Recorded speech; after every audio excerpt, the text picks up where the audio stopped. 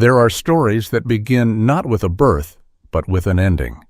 What you are about to read is one of those stories. On a bitter winter morning in 1873, an entire valley was swallowed by fire and silence, and from those ashes crawled one woman who had no business surviving at all. She would meet a man who had forgotten what it meant to be alive. Together they would discover that redemption does not announce itself with trumpets. It arrives quietly in a cave in the snow, in the half-second choice between vengeance and love. Stay until the end. It will cost you something. That is a promise. The floorboards above her had stopped groaning an hour ago. Maybe two. Elara Whitmore had lost her sense of time somewhere between the first scream and the last gunshot, somewhere in that terrible corridor of sounds she would spend the rest of her life trying to forget. She lay pressed flat against the cold earth beneath the general store, her cheek against frozen dirt. Her fingers wrapped around one of the wooden support beams with the desperate grip of a woman who understands on some animal level that her hands are the only things tethering her to the world of the living. She waited. The silence stretched out above her like a held breath. Then she waited longer. There is a particular kind of courage that asks nothing of the person who wields it. It does not announce itself. It does not feel like bravery from the inside. It feels instead like the simple and terrible inability to stop breathing. Elara had no grand thought about survival as she finally, inch by careful inch, pushed the loose board up and eased herself out from beneath the floor of Garland's general store. She was not thinking about the future or about justice or about any story worth telling. She was only thinking about the cold and the light, and whether the men with the guns had finally gone. They had. She stood in the ruins of a place she had called home. For 11 years, and the world around her looked like the surface of the moon. Everything familiar had been made strange. The counter where old Garland himself had argued every Tuesday morning about the price of flour was tipped on its side, black and splintered. The bolts of fabric that Mrs. Pierce had touched with such reverence each time a new shipment came in were ash now, a gray confetti scattered across the blood-stained floor. The glass jars that had held penny candies were shattered, their contents burned or melted into grotesque shapes. Light came through the holes where the roof had not held, and that light was the pale, indifferent light of a winter afternoon that had no interest in grief. Elara walked out through what had been the front door. The town of Harlow Creek was gone. She had known it from beneath the floorboards, had known it from the sound of it, but knowing a thing in the dark and seeing it in the cold daylight are two different acts entirely. The street was empty and scorched. The church at the far end where she had sat every Sunday morning for 11 years was a standing skeleton of charred timber, its small bell tower collapsed inward. The livery, the post office, the schoolhouse where she had sometimes helped young Mrs. Caldwell with the younger children, the boarding house, the saloon that everyone pretended to disapprove of and everyone visited all of it, rendered down to ruin, and not a single living person in sight. She called out, though she already knew. "Hello?" Her voice traveled down the dead street and came back to her as nothing. Not even an echo, just the wind beginning to pick up from the north, carrying with it the smell of old smoke and the first tentative suggestion of snow. "Hello, is anyone?" She stopped, started again. "Can anyone hear me?" The town did not answer because the town was gone, and everyone she had known in it had gone with it. Elara Whitmore stood in the middle of Harlow Creek's main street on the afternoon of November the 14th, 1873, and understood with a clarity that was almost physical that she was the only person left. She had counted the sounds. She had been counting them without meaning to, the way a person counts without meaning to when they are trying to make something add up differently than it does. She had heard every gunshot, had tried not to hear the sounds that came before and after some of them. She had recognized voices. She had recognized the sudden awful absence of certain voices. She knew. Elara had never considered herself a woman of particular strength.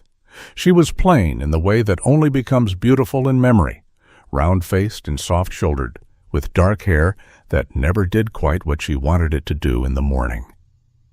The other women in Harlow Creek, women like Clara Voss, who could butcher a hog without blinking and set a broken bone before lunch.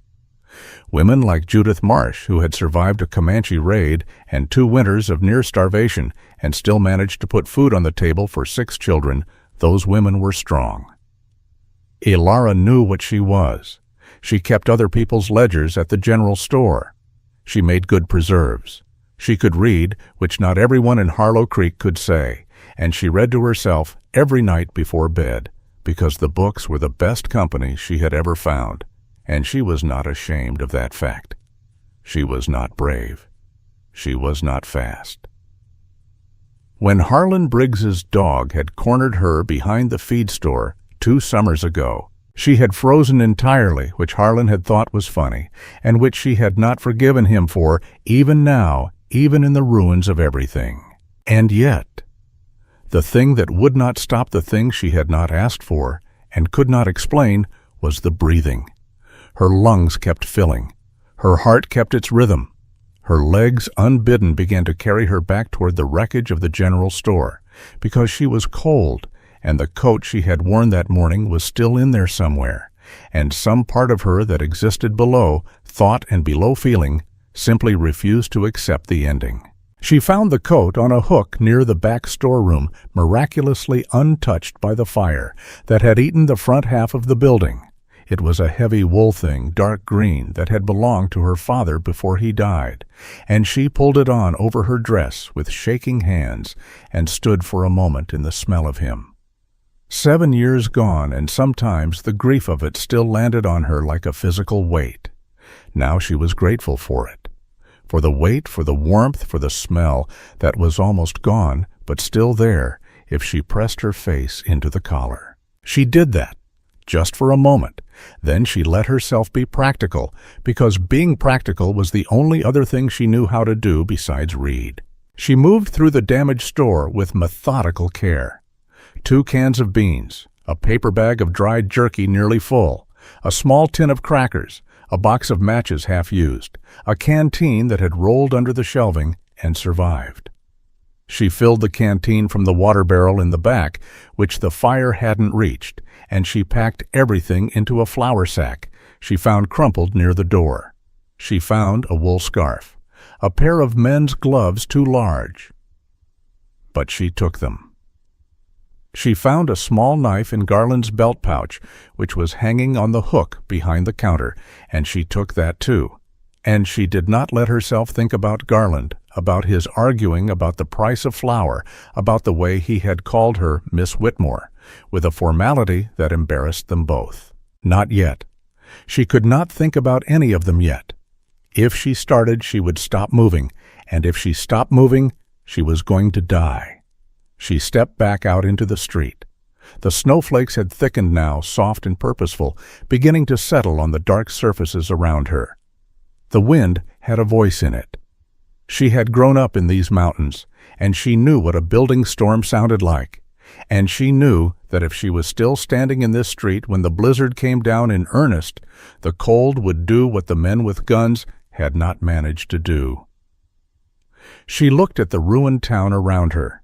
She looked at what had this very morning been the home of 112 people, give or take. She looked at all of it, and she said quietly to no one, "I'm sorry." She did not know entirely what she was apologizing for surviving maybe, for being the one who had been small enough and afraid enough to hide beneath the floorboards instead of running out into the street, like brave, foolish Thomas Aldridge, who had been 19 years old and had died, she was almost certain, in the first 3 minutes. For not being strong enough to have made a difference. For not being the kind of woman who carried a gun and knew how to use it.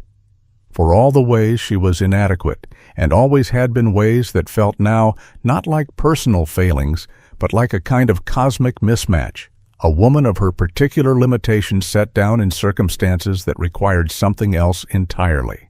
Why her? That was the question forming itself beneath all the others, the one that would live in her chest like a splinter for a very long time. Why had she survived, and not Clara, not Judith, not any of the stronger, braver, more capable people who had been more deserving of the continuation of their lives? What was the sense in it? What was the reason? She had no answer. She had only the walking. She made for the tree line at the north end of the valley, reasoning that the pines would give her some shelter from the worst of the wind, and that somewhere on the other side of them was the road to Caulfield, the nearest town of any size, perhaps 30 miles distant. 30 miles in these conditions was not a reasonable proposition for a woman alone with a flour sack of supplies and men's gloves on her hands, and she knew that. But unreasonable was all that was on offer at the moment, and she was taking it. The snow was ankle-deep by the time she reached the edge of the valley. She stopped once and looked back at Harlow Creek. From this distance it looked almost peaceful, a gray and white stillness, the smoke long since thinned to nothing. You could almost imagine, if you did not know, that everyone was simply indoors, that the lights were not lit because the hour was wrong, that behind those dark windows people were going about the ordinary, extraordinary business of being alive. She turned away from it. She walked into the trees. The cold was a different animal in the wilderness, deliberate and thorough in the way the cold inside the ruined buildings had not been. It found the gaps in her father's coat, the space between the collar and her chin, the place where the gloves ended and her sleeves began. It found the moisture in her boots from the snow and worked on that methodically. Her face, which had not felt anything for a very long time, began to feel the wind on it, and what the wind said was not encouraging. She kept moving because the only alternative was stopping, and stopping was a death she was apparently not permitted to choose. That was how it felt, not like courage, like compulsion, like something in her that was not quite Elara Whitmore, something older and more stubborn than she was, had taken the controls and refused to surrender them.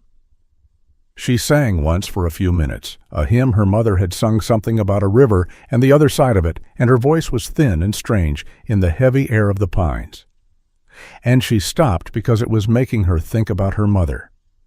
And thinking about her mother made her think about her father, and thinking about either of them made the tears start, and tears were warmth she could not afford to spend. She had been walking for what she estimated was close to 2 hours when her legs decided they were done. Not a decision she participated in. They simply stopped cooperating, folding under her with no ceremony, and she went down in the snow between 2 large pines and lay there for a moment looking up through the snow-heavy branches at the gray sky above. The sky was the color of old pewter. It was not a beautiful sky exactly, but there was something honest about it. It made no promises. It offered no comfort. It was simply the sky doing what skies do, indifferent and enormous, and she lay beneath it and felt the cold rising through her from the ground, and thought in a way that was almost calm that perhaps this was the place, perhaps this was where she stopped. The thought was not frightening, that more than anything told her how far she had gone into the cold. Fear requires some residual warmth. She had very little left. She heard the horse before she saw it. The sound of hooves in snow is a muffled rhythmic thing, and it came to her through the trees from the direction of the valley, which meant whoever was riding had come through Harlow Creek. She should have felt something at that, hope or dread or some combination, but what she felt was mostly a dim and distant curiosity, the curiosity of a person who is watching events unfold at a great remove from their own experience. She tried to lift her hand. It moved slowly, and she got it perhaps a foot off the ground before it dropped back. The horse came through the trees. The man on it was large, dark-coated, and entirely without expression. He looked down at her with eyes the color of winter ice, pale and clear, and giving nothing away. His face was all hard angles scarred across the jaw, and again below his left eye, the face of a man who has been in close contact with violent things and carries the evidence of that contact in his skin. He wore his hat low, and his coat was trail-worn and his rifle long-barreled, and Sirius was slung across his saddle. He looked at her the way you might look at a problem you had not anticipated encountering. She looked up at him and understood distantly that her life was probably going to be decided in the next 30 seconds. "Please," she said. It was all she had. He did not respond. She watched him look her over, watched something work behind those ice-colored eyes, some private calculation she was not invited to witness. He looked back toward the valley. He looked at the sky. He looked at her again at the flour sack, clutched in her frozen fingers at her father's coat, dusted with snow at her face, which she imagined looked exactly like what it was, the face of a woman at the absolute end of herself. He dismounted in one clean motion and crouched down beside her. She could smell wood smoke and leather and the cold metal scent of the rifle. He put 2 fingers against the side of her neck, checking her pulse with the matter-of-fact efficiency of a man who has had reason to check such things before. "Can you sit up?" he said. His voice was low and flat and entirely without warmth. She tried. She made it part way.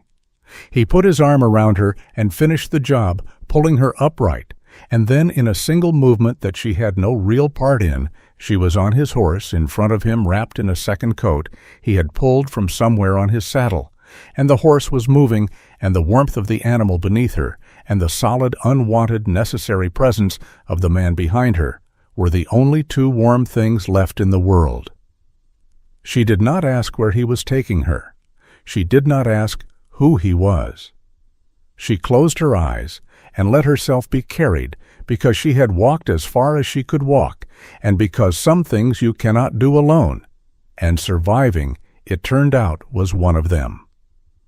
Above the pines the sky darkened, and the snow intensified, and the blizzard that had been promising itself all afternoon finally arrived in earnest, swallowing the valley and the ruins of Harlow Creek, and the tracks of 2 people and 1 horse into its white and impartial silence. The horse moved through the blizzard with the steady, unhurried confidence of an animal that had seen worse. Elara was barely conscious of the movement beneath her, barely conscious of much of anything beyond the cold that had worked its way so deep into her bones it had become its own kind of silence. She was aware of the man at her back the way you are aware of a wall when you are leaning against it, not with gratitude exactly, but with the dim animal recognition that without it you would fall. She did not know his name. She did not know where he was taking her. She knew only that he was warm and solid, and moving with purpose, and purpose was the only currency that had any value left in the world. He had not spoken since he lifted her onto the horse. She had not asked him to. The snow came at them sideways now, driven by a wind that had abandoned any pretense of gentleness, and she pulled the borrowed coat tighter around her shoulders and tried to make herself smaller against the cold, which was a thing she had always been reasonably good at, making herself smaller, taking up less space, requiring less of the world than the world might be willing to give. The irony of that particular skill serving her now was not lost on her, even in the fog of hypothermia, even in the gray and dwindling place her mind had retreated to. She had spent 11 years in Harlow Creek, apologizing for the space she occupied, and now here she was making herself small on a stranger's horse in the middle of a blizzard, because the alternative was dying in the snow between 2 pine trees, which was, she supposed, a kind of space all its own.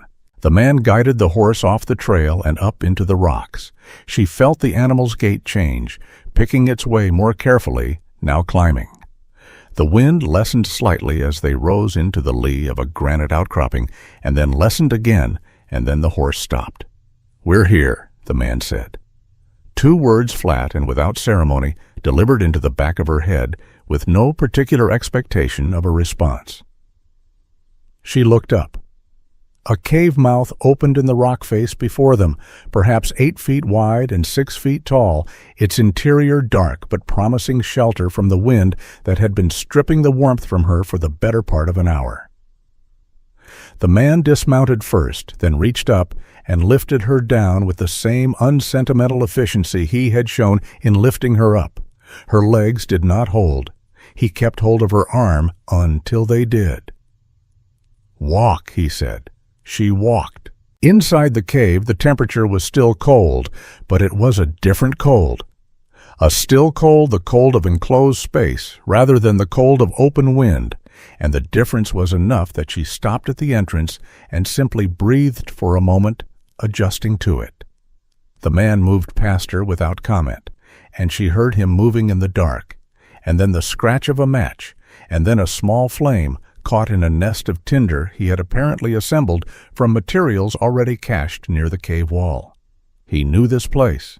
He had been here before. She filed that away without knowing why. She made her way to the fire, which was growing from a small flame into something more confident, and she sat down on the cave floor with her back against the rock wall and held her hands out toward the heat and did not speak. For a while there was no sound except the fire and the storm outside, and the horse which the man had tethered at the cave entrance, with a nosebag and a blanket thrown across its back. He moved with an economy of motion that she found both impressive and slightly frightening, the movements of a man who wasted nothing, not energy, not words, not consideration. He settled himself on the opposite side of the fire and looked at her across it. In the firelight, his face was less harsh than it had appeared in the open air, or perhaps the harsh was still there, but the light was filling the angles differently, softening the scar along his jaw, finding something in his eyes that the cold outside had not revealed. He was younger than she had first thought, perhaps 35, though the kind of 35 that had been lived hard that wore its mileage on the outside. He had dark hair going gray at the temples, and hands that were large and scarred, and currently still on his knees, watching her with an expression that she could not read, and did not try to. "Rowan Hale," he said after a silence that had gone on long enough to develop its own character. She understood this to be his name. "Elara Whitmore," she said. Her voice came out rougher than she expected, scraped raw by the cold. "I was the bookkeeper at Garland's General Store." She paused. "There isn't a Garland's General Store anymore." He said nothing to that. He looked at the fire. "You came from the valley," she said. It was not a question. "Yes." "You saw it." "Yes." She watched the fire for a moment. "Were there others?" "Did you find anyone else?" The pause before he answered was answer enough, but he gave her the words anyway, delivered without softening. "No." She had known. She had known before she asked. But knowing and hearing are different things, and the hearing of it landed in her chest with a weight. She felt physically a compression, as though something in her had been waiting to receive that confirmation before it allowed itself to fully collapse. She pressed her lips together.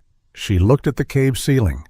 She breathed through her nose until the worst of it passed, which took a while. He did not offer her comfort. He did not look away from the fire. He did not make the small sounds that people make when they are witnessing grief and feel obligated to acknowledge it. He simply let her have it, the way you let weather pass, without interference and without impatience, and she found to her own considerable surprise that she was grateful for the absence of his sympathy. Sympathy would have broken her open in ways she could not afford to be broken open, not tonight, not here, not when the storm outside was the only enemy she was equipped to fight at the moment. She pulled herself back together. It was not graceful. It was the interior equivalent of gathering up something that had been dropped, and not all of it went back into place quite right, but it was enough. "Why were you in the valley?" she asked. His eyes moved from the fire to her face. He studied her for a moment in the way he seemed to study everything with a thorough and unsentimental attention. "Tracking the men who did that," he said. "You're a lawman." "No." a bounty hunter. He did not confirm or deny this. He said, "I know who they are, where they go. I've been following them for 3 weeks." He looked back at the fire. "I was a day behind." She heard something in that last sentence that he had not intended her to hear, or perhaps had not intended himself to feel a hairline fracture in the flatness of his voice, thin as a crack in old porcelain. She did not remark on it. She filed it away with the other things. "There were 112 people in Harlow Creek," she said. "Give or take. I kept the ledgers. I knew everyone's names." He was quiet for a moment. Then, "How many of them did you know well?" The question surprised her. She looked at him. "All of them," she said. "That's what a small town is. You know everyone whether you want to or not." She paused. "Clara Voss used to bring me eggs on Tuesdays because she knew I didn't keep hens and she thought I should eat better. Thomas Aldridge was 19 years old and he was going to go to university in the fall. He'd been saving for 2 years. She stopped. She had not meant to say that much. "I'm sorry," she said. "You didn't ask for all of that." "No," he said, but the word was not unkind. It was simply honest. She looked at him across the fire. "Do you know what they wanted? The men who did it. Gold," he said. "Word got out that Harlow Creek was sitting on a productive claim. Someone talked who shouldn't have talked. These men don't leave witnesses." He said it flatly, as a statement of operational fact, and then seemed to hear how that landed, and added nothing. There was nothing to add. She had been a witness they had failed to locate. The floorboards of the general store had been the difference between her existence and her absence, and there was nothing to be said about that either. She looked down at her hands in the firelight. They were returning to their normal color, the deep pins and needles of blood coming back into cold tissue, working through her fingers and palms. She flexed them slowly. "You pulled me out of the snow," she said. "You didn't have to do that." "No," he agreed. "Why did you?" He was quiet for long enough that she thought he might not answer. When he did, the words came out with the careful quality of something being said for the first time, a thought being given language it had not previously been given. "Because I was there," he said, "and leaving you wasn't something I was going to do. It was not a declaration of anything. It was barely even a reason, but it was honest, and she had the impression growing stronger the longer she sat across the fire from this man. That honesty was one of the few things he had left that he hadn't stripped away from himself along with everything else. "How long will the storm last?" she asked.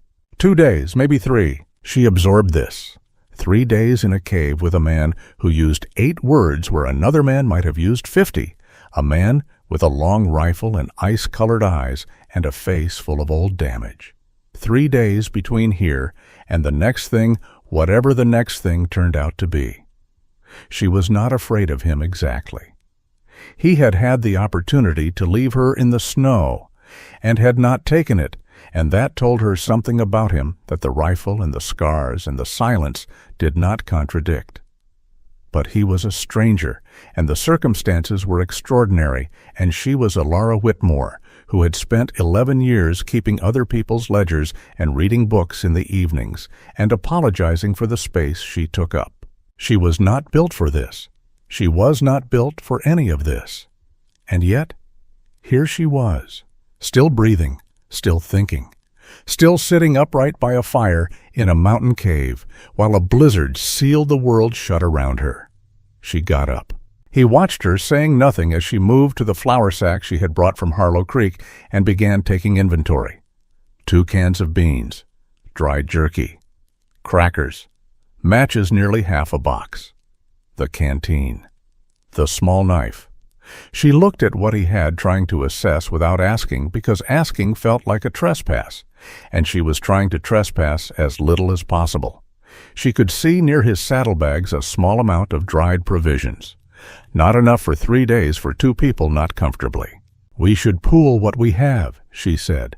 "I can manage it better if I know the full amount." He looked at her. Something shifted in his expression, almost imperceptible. Not quite surprise, but adjacent to it. "All right," he said. He told her what he had without ceremony.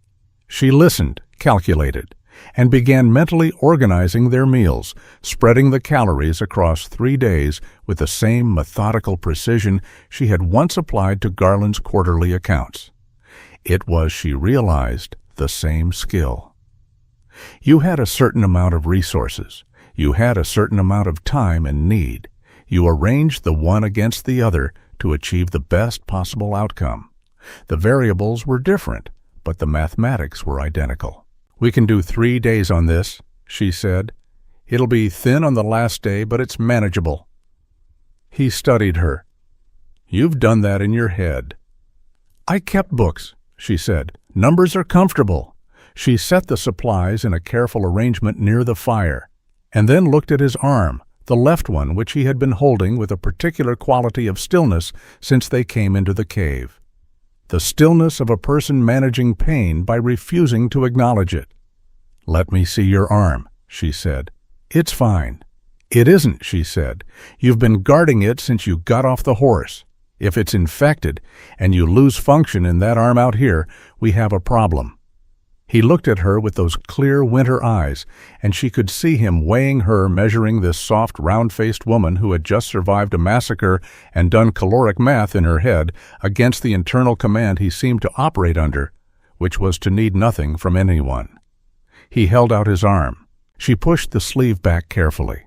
The gash ran along the inside of his forearm, several inches long, and deep enough to be serious, and it had the warm, tight look of early infection around the edges, the skin pulling and reddening in the way that meant things were progressing in a direction that would only get worse without intervention.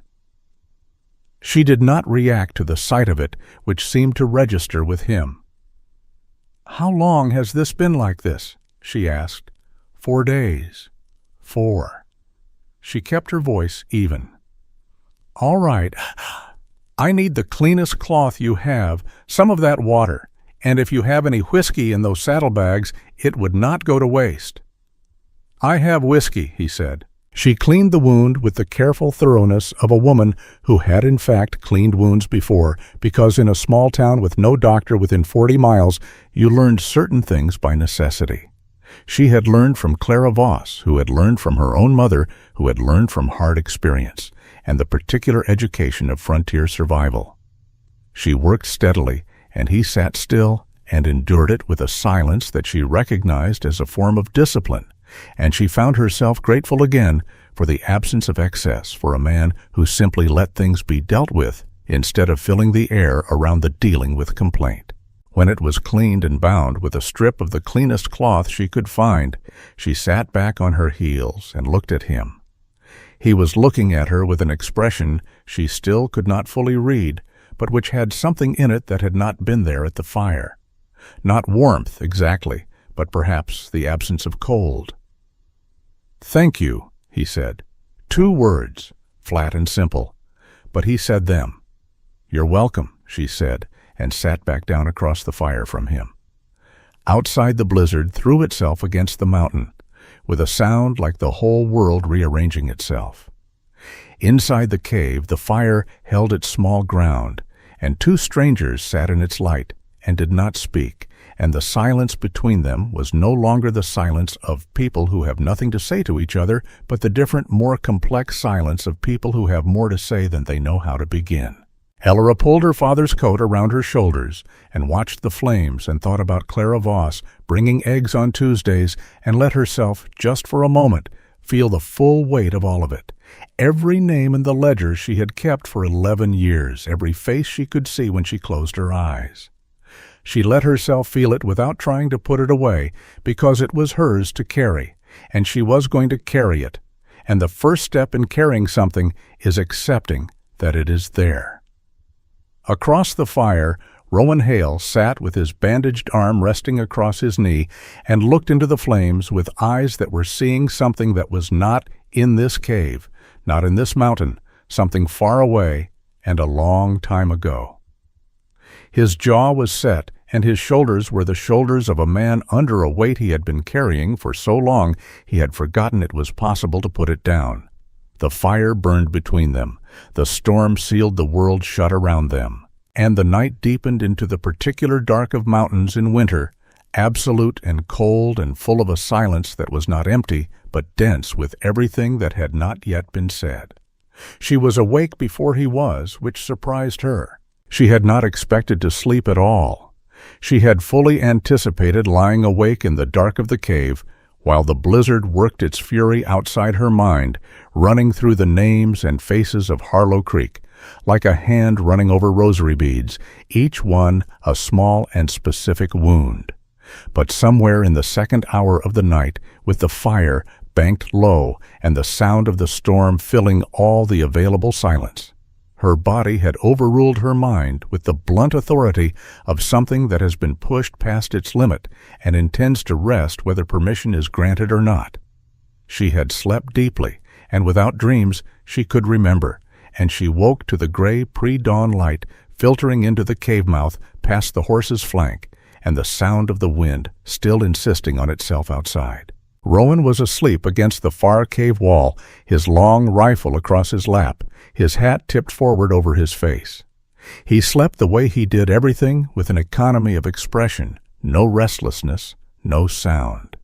If she had not been able to see the slow rise and fall of his chest, she might have thought he was simply very still, in the way that rocks are still the stillness of things that have made their peace with being exactly where they are. She let him sleep and got quietly to her feet. The cold of the morning was a specific and personal cold, the kind that comes from sleeping on stone, no matter how many coats are piled on top of you, and it lived in her lower back and her hips and the soles of her feet, with a dull, insistent ache that she chose to ignore, because ignoring physical discomfort was, it turned out, a skill that expanded to meet the need. She moved to the cave entrance and looked out at the world. The world was entirely white. The snow was still coming down, not with the savage, horizontal fury of the night, but with a heavy, vertical persistence, the snow of a storm that has found its rhythm and intends to maintain it for some time. The pine trees at the lower edge of the rock face were bent under accumulated weight, their branches drooping with it, and the trail they had ridden up the evening before was gone entirely, swallowed smooth. There was no horizon, there was no sky exactly. There was only the white falling through the white, and the cave, and the cold. She pulled her father's coat tight and looked at the cave entrance, at the rocky edges of it, at the sheltered alcove just inside the mouth where the wind did not reach. She could see in the crevices of the rock the pale, thin stems of something worth paying attention to. She crouched down and examined them more carefully. Pine roots, some dried moss, the frost-edged remnants of what she thought might be dried yarrow clinging to a crack in the lower rock face. She broke off small amounts of each, being careful and deliberate about it, not taking more than what was needed, because that was a habit her mother had given her that she had never broken.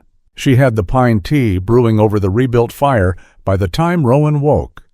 He came awake the way she imagined all men in his profession came awake immediately, and with full situational awareness, his hand moving to his rifle, before his eyes were fully open, his body tensing to ready before the first conscious thought arrived.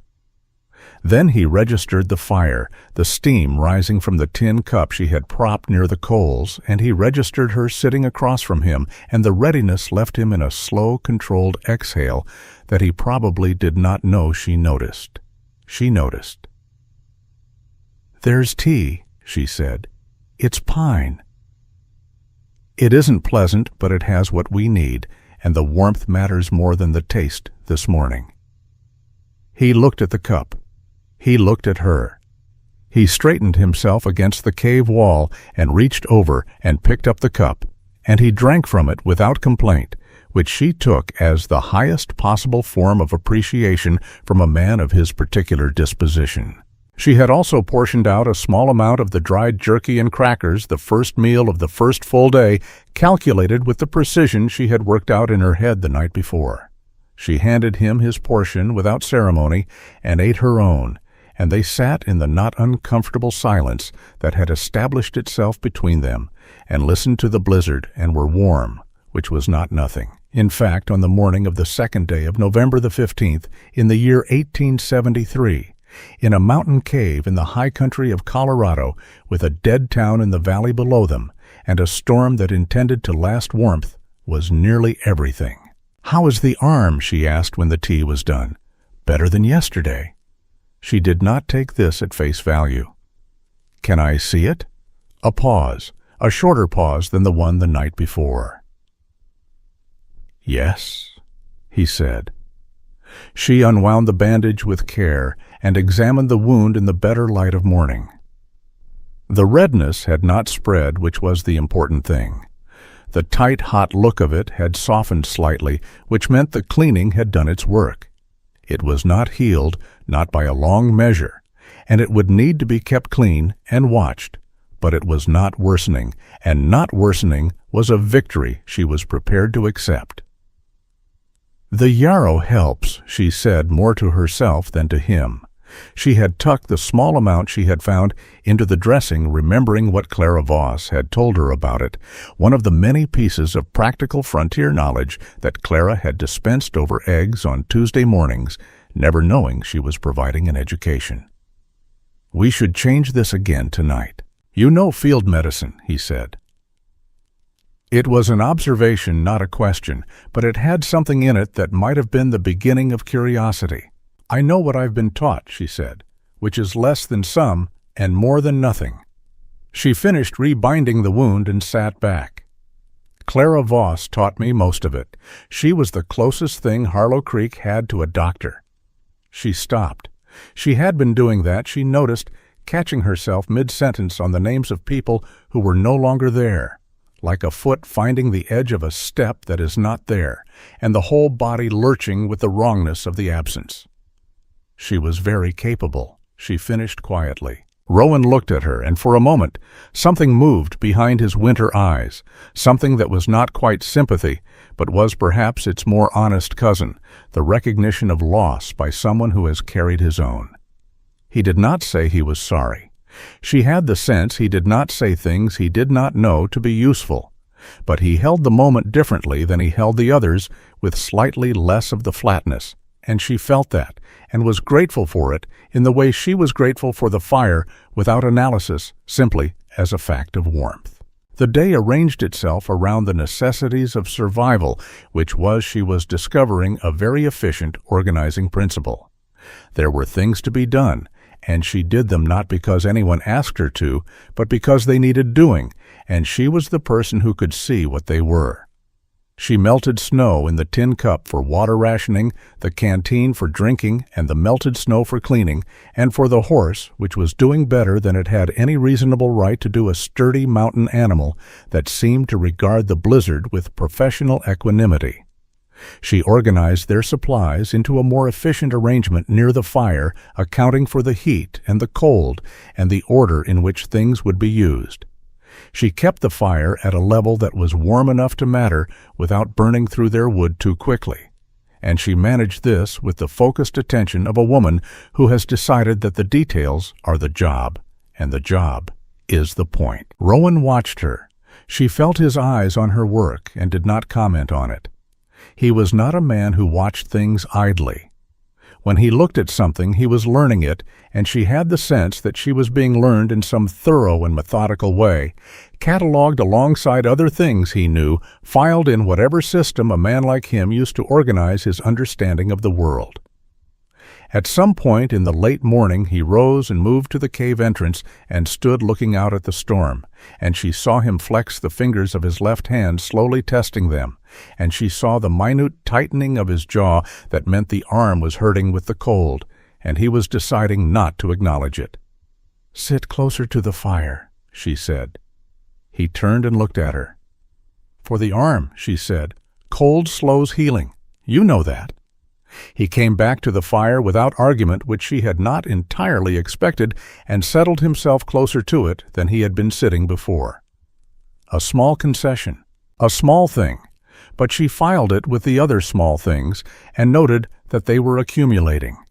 The afternoon brought a lull in the wind that made the silence inside the cave feel almost spacious by comparison. And it was in that silence that he spoke first, unprompted, which surprised her enough that she looked up from the crackers she was counting. "How long had you been in Harlow Creek?" he asked. 11 years, she said. "I came with my father when I was 20. He had a cousin there, a man named Aldous, who was starting the general store. My father worked with him for 3 years until Aldous moved on, and then my father ran the store himself until he died. And then I ran the books for Garland when Garland bought the stock in the building." She paused. "I've been keeping books since I was 12. My father said it was important for a woman to have a skill that couldn't be taken away from her." "He was right," Rowan said. She looked at him with some surprise. He was looking at the fire, and his face was not giving anything particular away, but the words had landed with the quality of something that had been considered before it was offered. "He was," she said. "He was right about most things. I didn't always appreciate that while he was alive, which is a thing I seem to share with most people and their fathers. The faintest alteration in his expression, not quite a smile, but the place where a smile might eventually arrive if given enough time and favorable conditions." "What about you?" she asked. "Were you always a bounty hunter? A man who rides alone through blizzards tracking violent men?" He was quiet for a moment. "No," he said, "not always." She waited.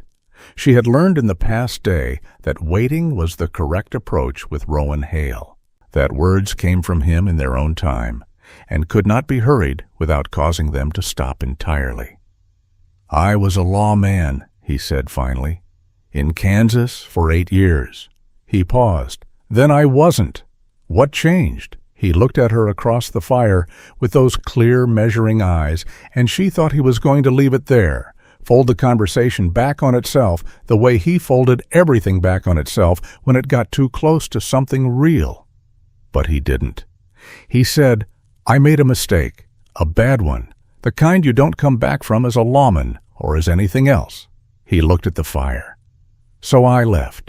She did not push. She could feel the shape of something large and painful behind those few words, something that had weight to it, that pressed down on him from the inside in a way that she recognized, because she was familiar with the feeling, the specific gravity of things you cannot put down and cannot quite carry. She knew that shape. She did not know its contents. She suspected she was not going to know them tonight, and that was all right. There was time. Or there wasn't, and either way, the pushing would not help. "I'm sorry," she said simply, "for whatever it was." He looked at her. Something in his face moved that she could not name, a shift in the tectonic of him, small on the surface, but deep in origin. "You don't know what it was," he said. "No," she agreed. "But it's eating you, whatever it is. I can see that." She looked at the fire. "I'm not saying that to be unkind. I'm saying it because I think you already know it, and perhaps it helps to have someone else say it out loud." The silence that followed was a different kind of silence than the ones before it. Fuller somehow, more attended to. "Maybe," he said, which was she was coming to understand a significant word in the vocabulary of Rowan Hale. That night he gave her the better blanket. He did it without comment, without ceremony, simply spread it over her after she had settled near the fire and gone back to his own place against the wall. And she looked at the blanket for a moment and then pulled it around herself and said nothing, because she understood that to remark on it would be to make it a thing he would not do again. She woke in the night to find him sitting upright on watch, as though he did not entirely trust the blizzard or the darkness or the world outside the fire's small circle to behave itself without supervision. He did not know she was awake.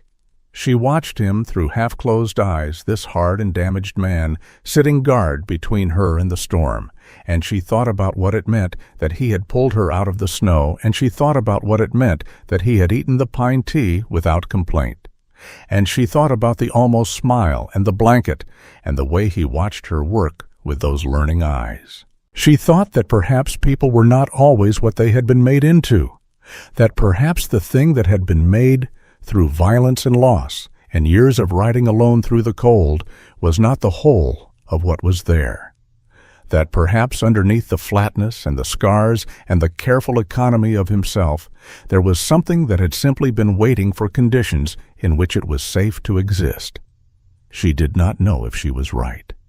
She was a bookkeeper from a dead town, not a philosopher. But she had a feeling about it, the quiet cellular kind of feeling that does not announce itself loudly, but simply persists the way certain things persist through winter, not because they are invincible, but because their roots go deep enough to wait. She closed her eyes. She tapped.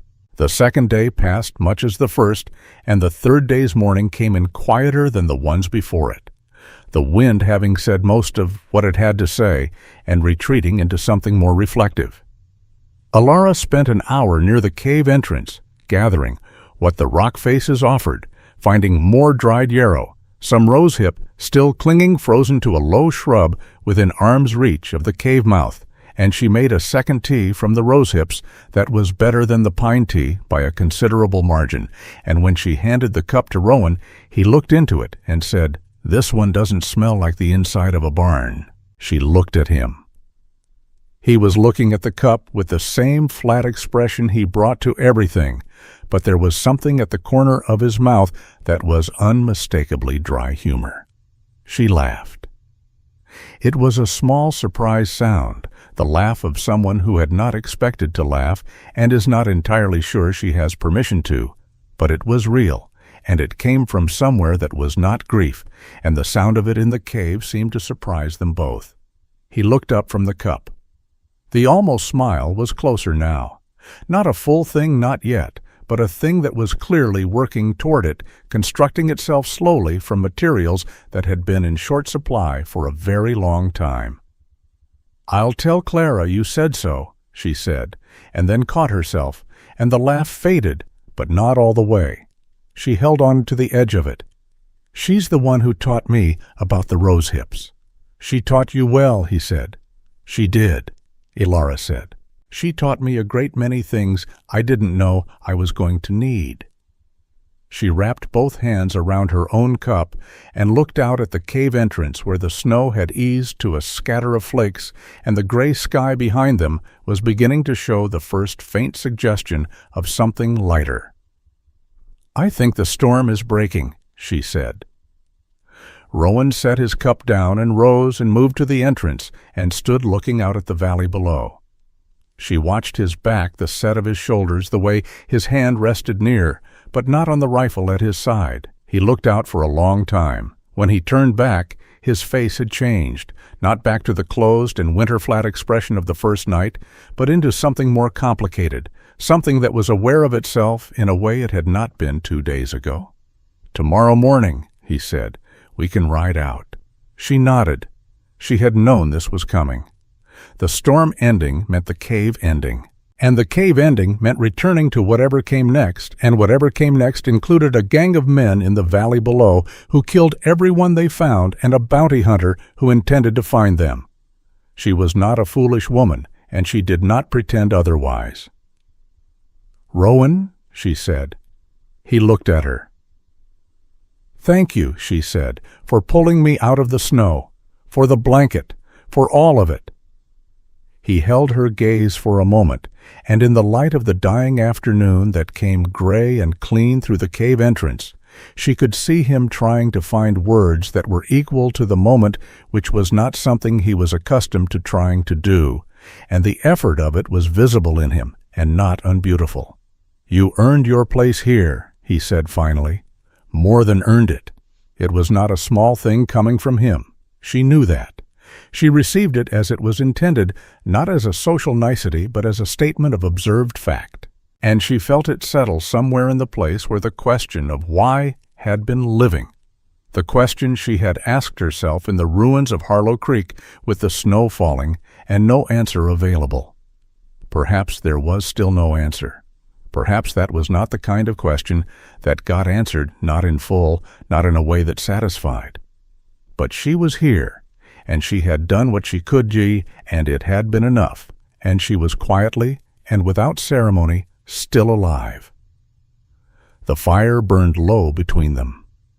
Outside, the blizzard released the last of its breath, and the mountains settled into the deep particular quiet of winter after a storm, everything muffled and clean and cold, and inside the cave, two people sat in the warmth they had made together and were for the moment at peace. The morning came in like a held breath finally released. Elara woke to a stillness so complete it had its own texture, the specific, weighted quiet of a world that has been thoroughly remade overnight and is waiting to see if anyone has noticed. She lay still for a moment beneath the blanket he had given her, listening to the absence of wind, which was a different thing entirely from ordinary silence. 3 days of the storm's constant voice had calibrated her ears to its presence. The absence of it was almost louder than the thing itself had been. She sat up. Rowan was already at the cave entrance, standing with his rifle at his side, looking out at the valley below. The posture was the same one he had carried since the first morning, upright and watchful, but something in it this morning had a different quality, a tension that had not been in his shoulders the day before, or perhaps had been there all along and she had not yet learned to read it. She got up and pulled her father's coat on and went to stand beside him. The valley below was transformed. 3 days of continuous snowfall had covered everything in a deep, clean white that erased the evidence of destruction with a completeness that was almost merciful, almost cruel. The ruins of Harlow Creek were still there, she knew. The burned timbers, the blood-stained earth, the empty spaces where buildings had stood and people had lived. All of it still there beneath the white. But from this height in this light, the valley looked the way it must have looked before anyone ever settled it, pristine and cold and entirely indifferent to the human events it had witnessed. The sky above was the hard, brilliant blue that comes after a mountain storm, the kind of blue that has no softness in it, no compromise, a blue that is almost aggressive in its clarity. The sun was low and threw long shadows across the snow and turned everything it touched to a cold gold that was beautiful in the way that only genuinely indifferent things can be beautiful, without effort, without intention. She stood beside Rowan and looked down at the valley and let herself see it properly for the first time since she had crawled out from beneath the floorboards of the general store.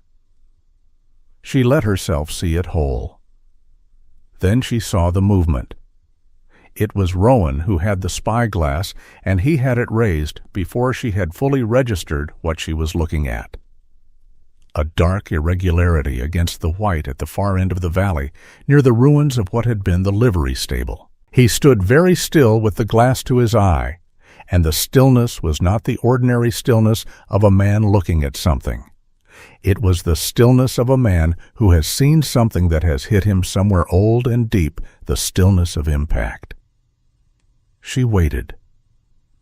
When he lowered the glass, his face was a thing she had not seen on him before, not the flat, controlled expression of the bounty hunter, not the almost warmth of the cave's second and third days. Something rawer than either.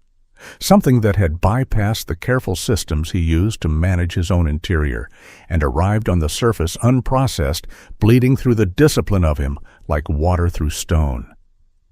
"Rowan," she said quietly. He did not answer immediately. He raised the glass again, looked for another long moment, then lowered it. His jaw was set so hard she could see the muscle working in his cheek. His left hand, the one with the healing wound, had closed into a fist at his side.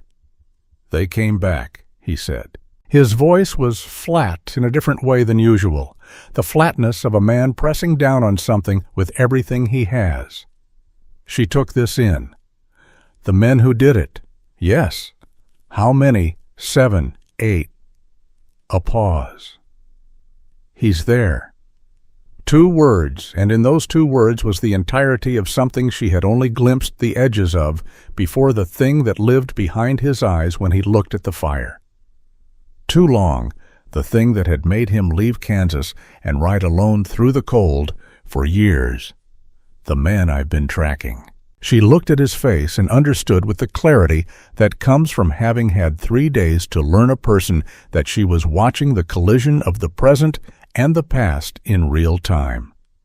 The man with the ice-colored eyes and the careful economy of himself was being overwritten by something older and more violent, something that had been waiting with more patience than she had imagined it capable of. And now, it was here in the hard set of his shoulders and the white of his knuckles and the way he was looking down at the valley with an expression that had no room in it for anything living. "Who is he?" she asked. He was quiet for long enough that she thought he might not tell her. Then, "His name is Cole Danner." The name came out of him like something being expelled rather than spoken. "I've been hunting Cole Danner for 4 years. 4 years, she said. "He was moving through Kansas when I was still a lawman, robbing stages, mining payrolls. We tracked him for 8 months. 2 of my deputies gave their lives in that pursuit." He paused. "We finally had him cornered outside a town called Meridian. I had the shot." He stopped. The muscle in his jaw worked again. She waited. "I took it," he said. "I was certain of it. The light was wrong, and I didn't account for it properly, and the shot went wide." He turned his face slightly away from her, not all the way, but enough to speak to the middle distance rather than to her directly. "There was a woman on the far side of the road. A traveling woman passing through with her husband in a wagon.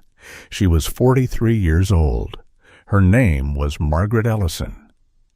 He said the name with the care of someone who has said it thousands of times in private, who has kept it alive through repetition, because the keeping of it is the only penance available. "I killed her. My shot killed an innocent woman, and Danner's escaped into the hills, and I never touched him." The words settled into the cold air between them and did not disperse. She looked at him. She took in the full weight of what he had just given her. The thing he had been carrying for 4 years in the silence of himself, the thing that had ended his life as a lawman and begun this other life, this cold and solitary and purposeful existence, aimed at one single point. She took it in completely, and she did not look away from him, and she did not offer him easy absolution, because she understood instinctively that easy absolution was not what he needed, and was not something she had the right to dispense. "That is a terrible thing to carry," she said. "Yes," he said. "It was a terrible accident." "It was a failure," he said, and the word was precise and deliberate, not self-pity, not drama. Simply the word he had arrived at after 4 years of applying every available word to the thing and finding this one the most accurate. She did not argue with him. "And now he is down there," she said. "Yes." He raised the spyglass one more time, looked for a moment, then lowered it, and turned to face her fully. And what was in his face now was a decision that had been made, or perhaps had been made 4 years ago, and was only now being arrived at, and it changed the shape of him in some way that was hard to name, but impossible to miss. He was already somewhere else. His body was still in front of her, but the rest of him had gone down into that valley. "I need you to stay here," he said. "Rowan, you'll be safe in the cave. They don't know the area, and the snow will make approach difficult. I'll come back for you when it's done." She looked at him, and what she saw frightened her in a way that the scarred face and the rifle had not frightened her on the first night, because this was a different kind of danger. This was a man walking toward something that might not give him back. Not because of the guns, or not only because of the guns, but because of what was alive in his face right now, the thing that had taken the place of everything she had watched him become over 3 days in the cave. She recognized it because she had seen its shape in the grief she was carrying herself, the pull of the backward direction, the gravitational force of everything that had been lost, calling you toward it with a patience and a power that felt from the inside like purpose. She stepped in front of him. He stopped. He looked at her with those winter eyes, and they were winter again, fully the thaw of the cave 3 days gone, in an instant. "Move aside, Elara. You are not listening to yourself right now," she said. She kept her voice steady because she needed him to hear the words and not the fear in them. You are about to go down there alone against 8 armed men because the man who has been the reason for everything for 4 years is standing in the valley. And you are going to tell me that is strategy and not what it actually is. You don't know what it actually is. I know what it looks like from the outside, she said. I know what it looks like when a person is living for something that is behind them instead of in front of them. I have been watching you do it for 3 days. She held his gaze. That look in your eyes right now is not justice, Rowan. It is not even vengeance. It is a man who has decided he would rather die doing the thing that gives his pain a direction than keep living without one. He stared at her. Something moved across his face that was not anger, though it arrived wearing anger's shape, something that was more like the expression of a man who has been seen more clearly than he intended to be seen and does not yet know what to do with the exposure.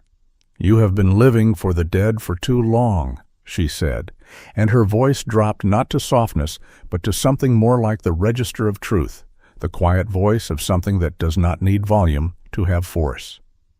Don't let your soul die here too. The silence that followed was the longest silence he had ever given her. She could see him fighting it.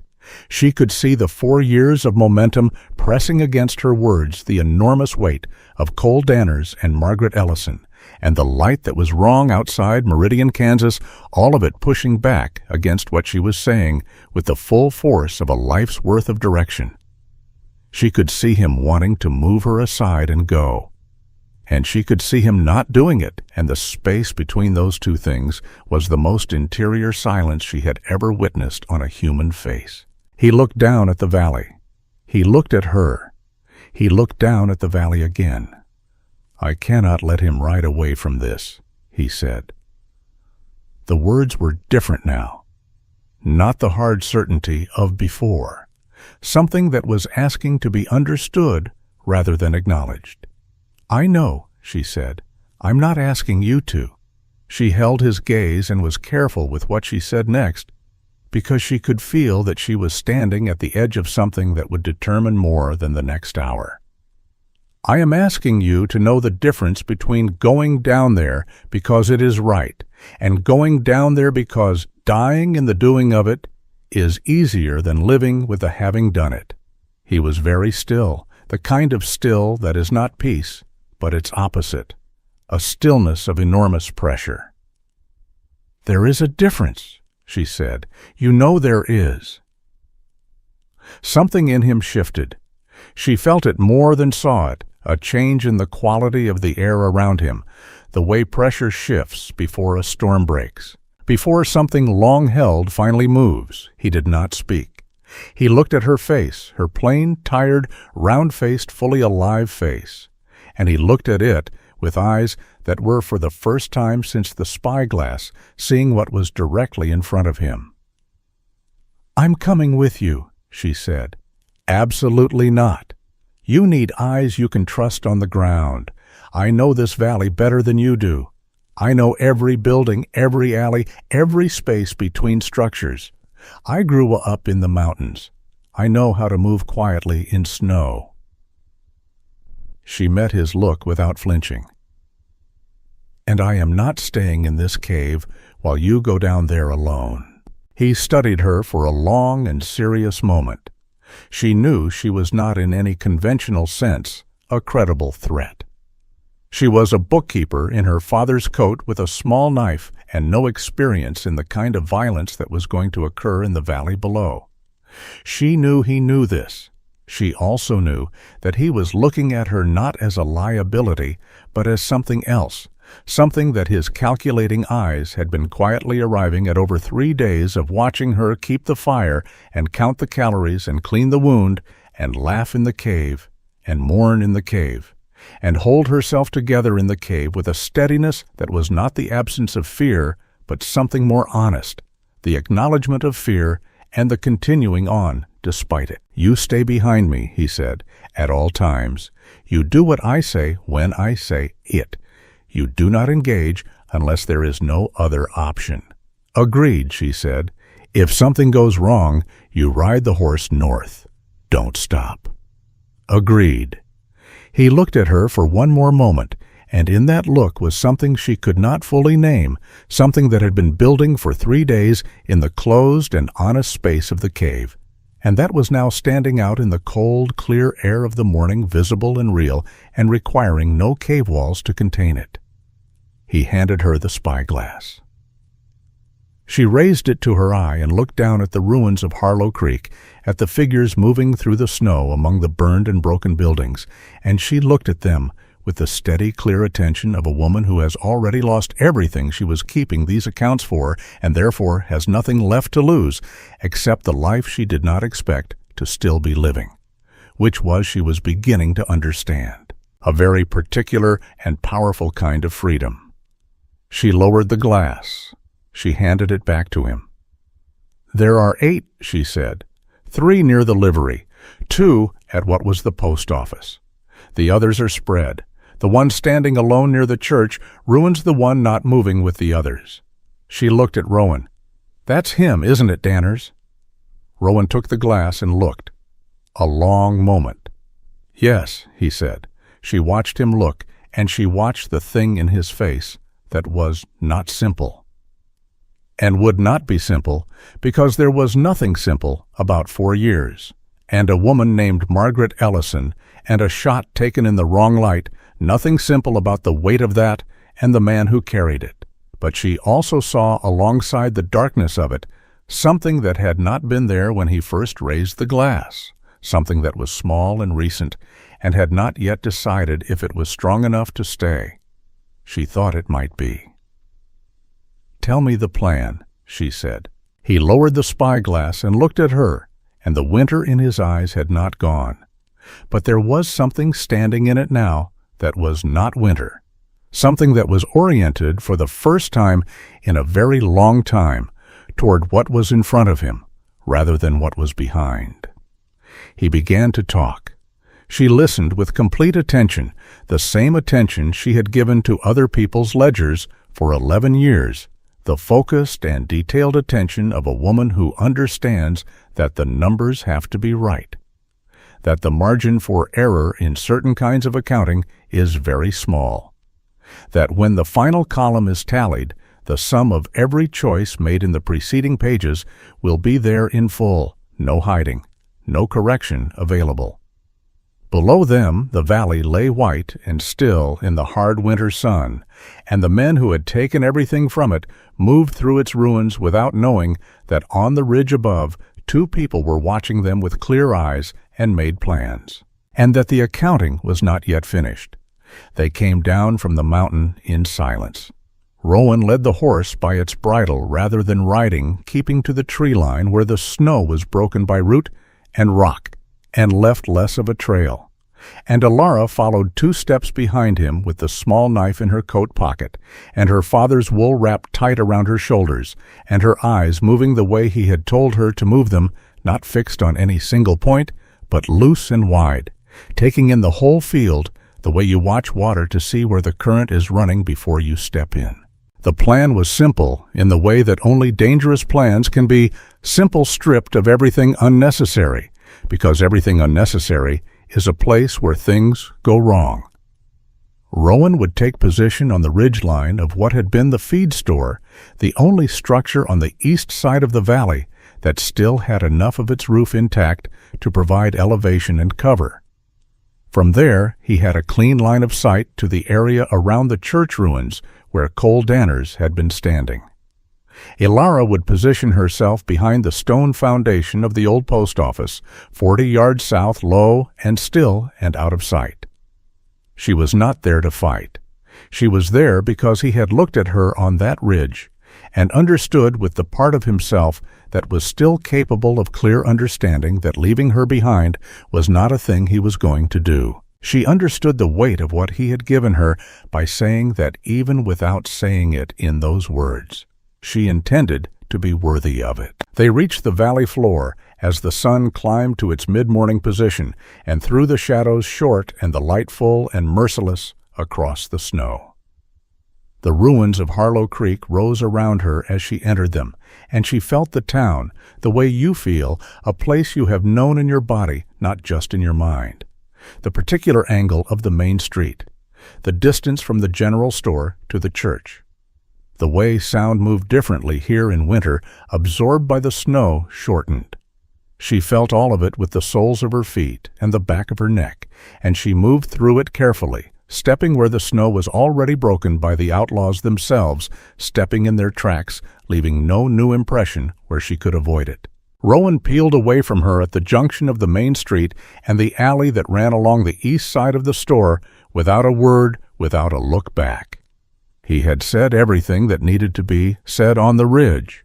She watched him go, watched the way he moved through the broken terrain with an absolute economy of motion, his long rifle carried close, his footfalls placed with the deliberate precision of a man who has done this kind of moving for a great many years, and then she turned and moved south toward the post office foundation. She reached it and went down behind it, pressing herself against the cold stone, and she listened. The sounds of the men were clearer now, at valley level, bouncing off the snow in ways that made distance tricky, but direction manageable. She could hear voices from the direction of the liveries, rough and unhurried. The voices of men going about a job they consider finished, cataloging whatever gold and valuables remained in the ruins of a town they had already killed. She could hear the occasional sound of something being shifted, something heavy dropped. She could hear from the direction of the church ruins, nothing, which meant Danners was still there and still alone and still doing whatever Danners did in the ruins of places he had destroyed. She had been in position perhaps 10 minutes when she heard Rowan settle onto the roof of the feed store. She did not hear him precisely. She felt the absence of sound in that direction that meant someone who knew how to be still had chosen to be still there, and that was close enough. She waited. Waiting, she had discovered over the past 4 days, was a skill she had been developing her entire life without knowing that was what she was doing. 11 years of ledgers and Tuesday mornings and evenings with books and the patient, methodical work of keeping accounts. All of it was practice in the art of staying precisely where you are and attending to exactly what is in front of you without reaching ahead to what has not yet arrived. She was, it turned out, very good at waiting. She settled into the stone foundation, and she breathed slowly, and she listened, and she watched the narrow angle of the street she could see from her position, and she did not move. Cole Danners came into her line of sight 12 minutes later. She had expected from the weight he had in Rowan's life something that announced itself more dramatically. A larger man, perhaps. A more visibly malevolent bearing. Something that looked from the outside like the thing it was. But Danners was an ordinary-looking man, middle-aged, broad through the shoulders, wearing a good coat that had probably cost more than anything in Garland's general store. He moved with the ease of a man who has never in his adult life felt threatened by his circumstances. The ease of a man who arranges his circumstances such that threat is something that happens to other people. He was directing 2 of his men through the ruins of the church with the unhurried authority of someone conducting an inventory, pointing at sections of the collapsed structure, receiving responses, nodding. She felt something looking at him, something she did not have clean vocabulary for. It was not the pure heat of rage, though there was heat in it. It was something colder and more deliberate, the feeling of an account seen whole and understood to be out of balance, the feeling of a ledger that demands correction. She pressed herself flat against the stone and breathed and held it. Above her on the ridge of the feed store roof, Rowan was looking at Cole Danners through the scope of his long rifle. She knew it the way she knew the stillness in the trees above a river, before a storm, not through sight, but through the quality of the air, through the change in the weight of the moment. He had the shot. She understood without being able to see him that he had the shot he had been riding toward for 4 years. She focused on the men near the livery, 3 of them visible. She looked at her angle. looked at the post office foundation and its relation to her position and to Danner's and to the wall of the burned structure behind her. She looked at all of it with the precise spatial attention of a woman who had spent 11 years understanding the geometry of a small space and knowing exactly where everything was. Then she saw the fourth man. He had come around the south end of the burned boarding house without her seeing him approach, which meant he had been moving along the back wall, which meant he had been moving in the direction of the post office foundation, which meant he had either seen her or was about to. He was young, this one younger than the others, with a rifle already in his hands, and his eyes moving across the ruins with the nervous, specific movement of eyes that are looking for something. They found her. For one fraction of a second, the two of them looked at each other across 20 feet of snow-covered ruin. And in that fraction of a second, she had exactly enough time to understand that what happened next was going to be determined not by thought, but by the thing below. Thought, the same thing that had crawled her out from beneath the floorboards, the same thing that had kept her legs moving in the snow. He raised his rifle. She pressed flat, and the shot he fired hit the stone above her head and sent a shower of frozen grit across her back, and the sound of it broke the valley open like a stone through glass. She heard shouting from the direction of the livery. She heard boots in snow. She heard Rowan's rifle, the distinctive long crack of it from the roof of the feed store once, and a sound that followed it that she did not let herself think about in detail. Then she heard Rowan's voice, and it was not a composed voice. It was a voice she had not heard from him before, stripped of the careful flatness, raw with something that she recognized because she had heard it in her own chest every waking hour since the 14th of November. Elara. She had 3 seconds, perhaps 4, before the young outlaw recovered enough to come around the foundation at her. She did not have a gun. She had a small knife and the post office foundation and the specific knowledge of this valley that she had told Rowan she had on the ridge, and she used all 3 of them. She moved along the foundation in the direction away from the shooter, keeping the stone between them, moving fast and low through the snow, and she came out the far side of the foundation and ran not away from the church ruins, but toward them, which was the direction no one would expect her to run, and therefore the direction with the most seconds in it.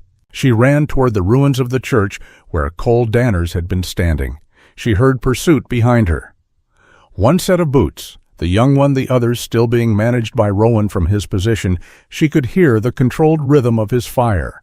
One round a pause. One round the fire of a man who is not panicking but is working very hard. She ran through the gap that had been the church's front door, now a gap in 2 standing timbers. And she was inside the skeleton of the structure, the collapsed walls around her, the sky above her where the roof had been. Danner's was there. He had his pistol drawn, and he was moving toward the south wall, away from the sound of Rowan's rifle. And he nearly ran into her, and both of them stopped. She looked at him. He looked at her. He registered what she was, a woman, a small and breathless woman, in a large coat with wild, dark hair, and she saw his assessment of her flicker across his face in real time, the categorization of her as something manageable, and she watched him decide she was not the threat he was concerned with and begin to step around her. She looked at the ground at her feet, and she saw it. Rowan's long rifle dropped at the base of the south wall. She understood in the same instant what it meant. He had left his position on the roof. He had come down. He had come down because she was in trouble, and he had dropped the rifle, because he needed his hands free to run, and he had drawn his revolver instead, and she heard him now close, outside the south wall in the snow, and she heard the other voice, a different voice, cold and deliberate, the voice of the man whose coat was too good for these ruins. "Hail," Danner's said, and his voice carried the particular quality of a man who has turned to face something he has been half expecting for a long time, and finds it almost a relief. He moved toward the gap in the south wall, his pistol raised. "I know you're there." She did not think. She was done thinking. Thinking was for the ledger, for the quiet evenings, for the patient work of accounts that had time and margin and the luxury of error. This was the final column. This was the sum. She picked up Rowan's rifle by the barrel, both hands the long and heavy wood of the stock swinging free, and she moved. Danners heard her. He began to turn. He was not fast enough. She brought the stock around and into the side of his head with everything she had. Which was it turned out considerably more than she had ever known. She possessed the full weight of every name in the ledger, every face, Clara with her eggs on Tuesdays, and Thomas who was going to university, and old Garland arguing about the price of flour, and her father in his green coat, and 112 people in the valley, and 3 days in a cave, and a man who had given her his blanket, and a mountain that had held them both until they were ready, all of it behind her arms and her hands, and the heavy wooden stock, and the sound it made was definitive. Danners went down and did not get up. She stood over him, breathing hard, the rifle still in her hands, and the ruins of the church were silent around her, and the snow fell in through where the roof had been in small dry flakes that settled on Danners and on the charred timber and on her father's coat without distinction. Then Rowan was there. He came through the gap in the south wall with his revolver in his hand, and the expression of a man who has been running hard and is not yet fully certain what he is running toward. He saw Danners on the ground. He saw her standing over him. He took in the rifle in her hands and the look on her face and the whole of the scene with those clear eyes that missed nothing, and he stopped. She looked at him. He looked at her. Outside, the valley had gone quiet. She counted back through the sounds she had heard during those few minutes and arrived with the precision of long practice at a number that accounted for all 8 men. "Are you hurt?" he said. His voice was not flat. It was the voice from the moment he had called her name, the voice from below the voice, the one that did not know how to be careful. "No," she said. "Are you—" He looked down at himself with the faint assessing expression of a man taking inventory. There was a tear in his coat sleeve left arm, and blood along the edge of it, a graze not deep. He looked back at her. "No," he said.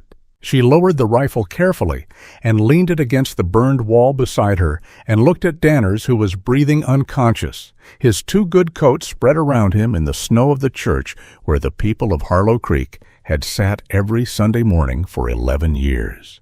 She looked at him for a long moment, and she felt the ledger in her, the long, careful record of 112 names, and she felt it acknowledge the moment the way a ledger acknowledges a final entry, not with satisfaction exactly, but with the particular gravity of a thing that has been brought to its close.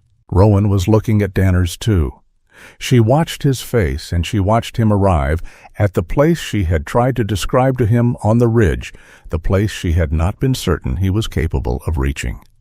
She watched him look at the man who had destroyed his life in Kansas and then ridden south and destroyed a valley in Colorado.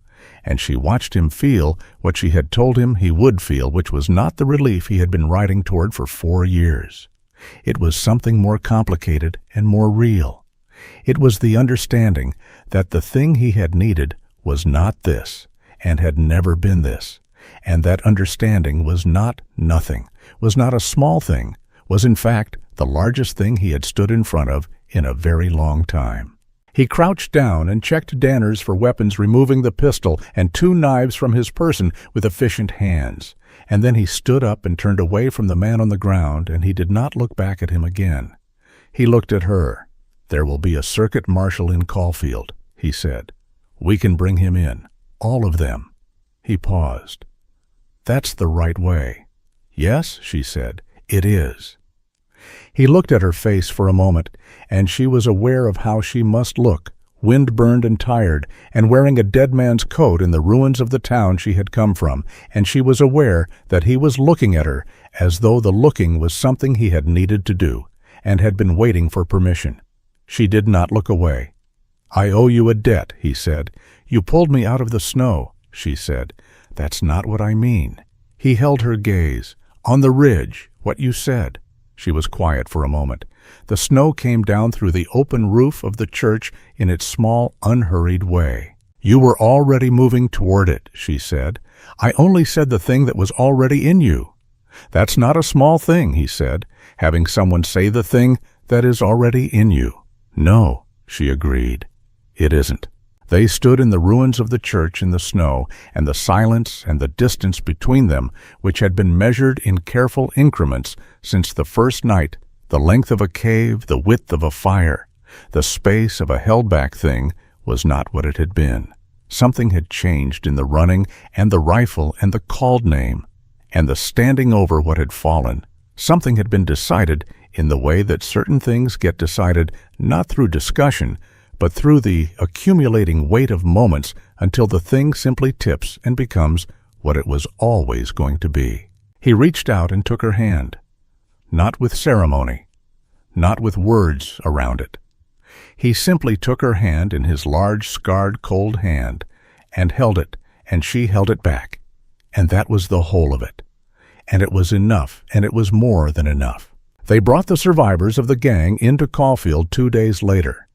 Danners and 3 others who had surrendered when the mathematics of the situation had become clear bound across the back of Rowan's horse and 2 horses they had recovered from the valley. The circuit marshal was a careful man who asked careful questions, and Elara answered them all with the precision of a woman who kept accurate records, every name, every fact, every detail of what she had witnessed on the 14th of November in the valley of Harlow Creek. She spoke each name aloud. She spoke them all. It took a long time, and she did not rush it, and when she was finished, she felt something in her chest that was not the end of grief, but was perhaps the beginning of its long, patient transformation into something she could carry without being crushed. Rowan stood beside her through all of it. He did not hold her hand in the marshal's office. He stood close enough that she could feel the solid fact of him, close enough that the warmth of him reached her, which was, she had learned the way Rowan Hale expressed the things he did not yet have the words for. He was learning the words. She could tell. She was patient. On the morning they rode out of Caulfield, heading south, the sky was a different color than it had been on any of the mornings since the 14th. Not the hard, aggressive blue of the day after the blizzard. Something softer and warmer. A sky that was considering the possibility of spring, the way a person considers the possibility of beginning again, not with certainty, not with the naive confidence of someone who has not been hurt, but with the careful and deliberate intention of someone who has weighed the cost and decided the living is worth it.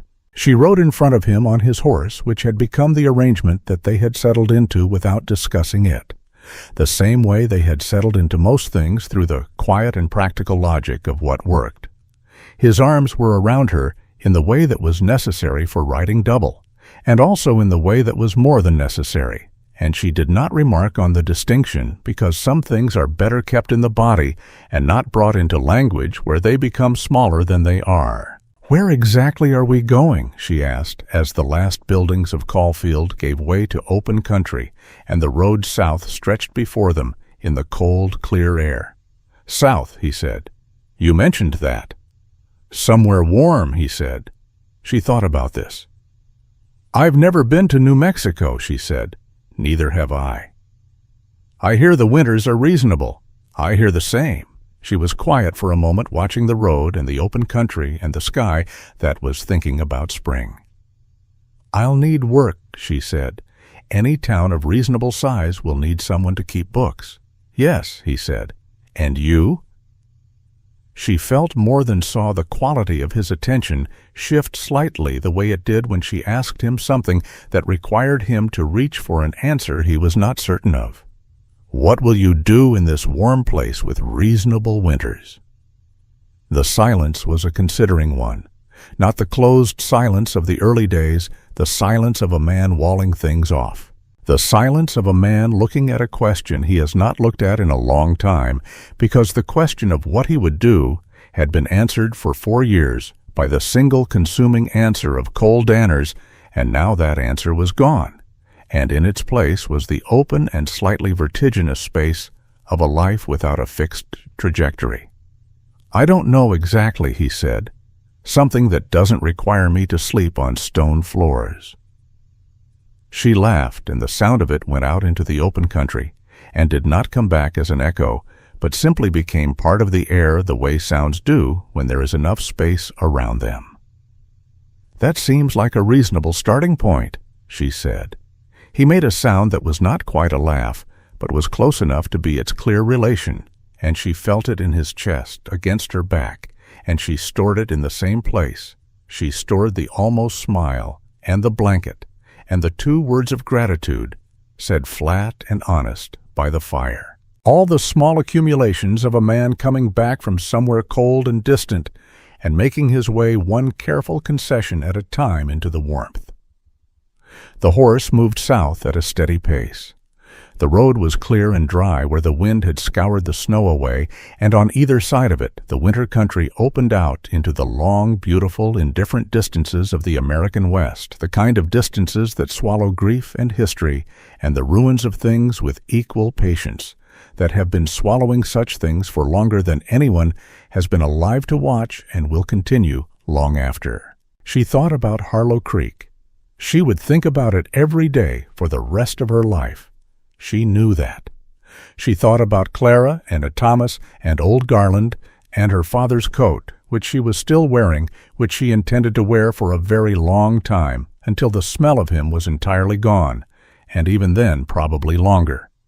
She thought about the ledger she had kept for 11 years, all those names in her careful handwriting, and she thought that perhaps the keeping of names was not a skill that became useless when the people attached to them were gone. Perhaps it was in fact most necessary then. She would keep the names, all of them. That was what she could do. That was what she had always done. And she would keep moving, which was the other thing she had learned. She was capable of the hard, stubborn animal insistence on the continuation of the breath on the next step and the next, not because the road ahead is clear or the destination is certain, but because the moving is the point, because the living is the point, because you crawl out from beneath the floorboards and you walk into the snow and you accept the hand that reaches down and you do not let go until you are somewhere warm. She had not known she was brave. She knew it now. Not the brave of guns and glory, not the brave that gets marked on monuments. The other kind, the kind that is quiet and plain-faced and shows up every morning without being asked. Rowan's arms tightened slightly around her, the way they did sometimes without reason, or without stated reason. And she leaned back against him and looked at the road south and felt the sun on her face, thin and winter-pale, but present and gathering strength, the way such things do, the way all such things do, given enough time and enough sky and the willingness to keep riding toward the light. The valley of Harlow Creek fell away behind them, buried in snow, held in memory in her. And in him, in the only place the dead are ever truly kept in the living, who carry them forward into the warm and unknown country of whatever comes next.